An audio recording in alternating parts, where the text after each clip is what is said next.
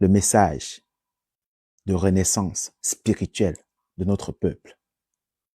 Nous avons besoin de passer ce message. Même au plus grand tréfonds des villages, il faut que ce message arrive. Il faut que les initiés du village qui sont encore dans du syncrétisme, qu'ils apprennent qu'ils se sont trompés, qu'on les a trompés. Nous devons amener ce message jusqu'à dans les tréfonds de nos villages, jusqu'à dans les backgrounds de nos villages. Il faut que ce message arrive et que désormais, quelqu'un qui prétend être initié, qui sache qu'il n'a plus jamais le droit d'aller dans une mosquée ou dans une église, parce que c'est interdit par la tradition. Vous ne pouvez pas être en même temps juif et chrétien.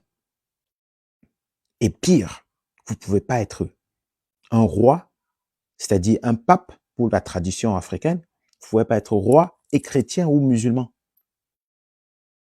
Vous ne verrez jamais un imam qui fait le vaudou. Vous ne verrez jamais un rabbin qui est musulman. Vous ne verrez jamais un prêtre qui est musulman. Vous ne verrez jamais chez les orthodoxes, ils ont un nom pour un patriarche orthodoxe être voilà dans le culte Yoruba. Ça ne se fait pas, ce n'est pas compatible. Pourquoi ce n'est que le peuple africain qui a été contraint, ou je ne sais pas quelle est la méthode, la magie que ces gens ont utilisée pour nous aliéner à ce niveau.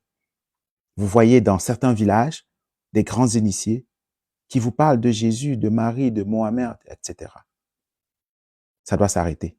Parce que tant que l'Afrique profonde n'est pas redevenue traditionnelle, le travail pour la Renaissance ne va pas marcher.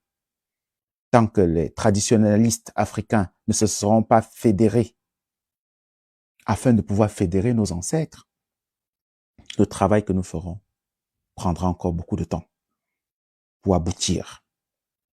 Donc, pour l'introduction de ce live, je vais rappeler quelques mots qu'on a utilisés hier dans ce panel, des mots qui paraissaient pour certains un peu pessimistes.